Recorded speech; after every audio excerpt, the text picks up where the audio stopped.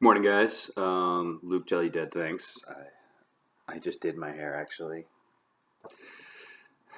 I've gone a while without shaving, and so I needed to shave. Um, all right. So I love the Stars and Stripes medley. That was really cool with all the Navy musicians. So that was cool. All right. So let's start. On this day, 1942, the Battle of Guadalcanal begins. Guadalcanal in the Solomon Islands. It began the U.S.'s offensive in the Pacific against Japan.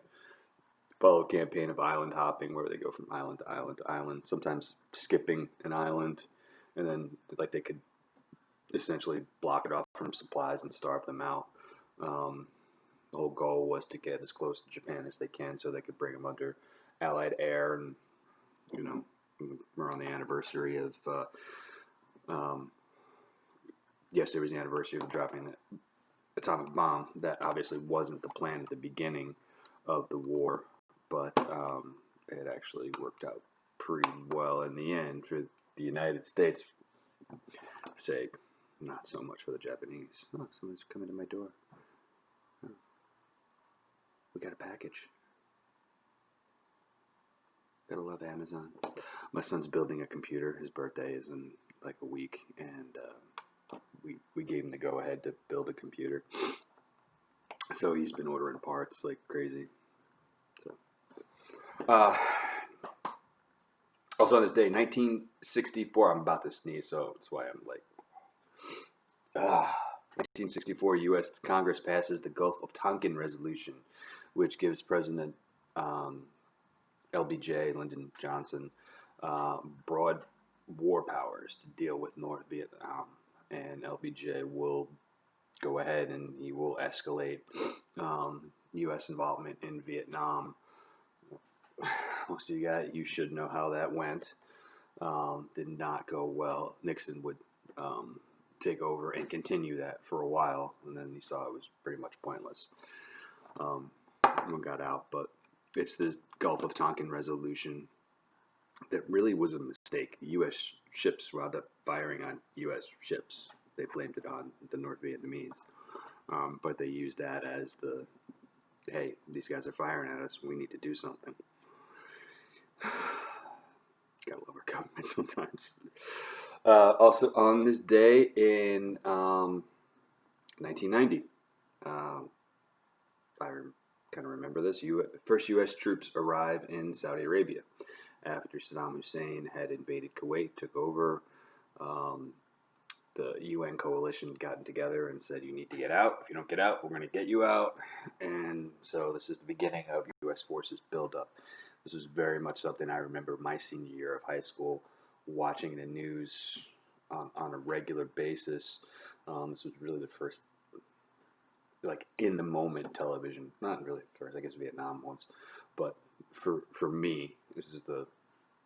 I remember my friends hanging out on a Friday or Saturday night in our my friend's grandmother's basement where we used to hang out and watching TV and watching CNN and watching the whole um, war take place. It was pretty amazing. Your parents might remember this. Um, and so that's it for that.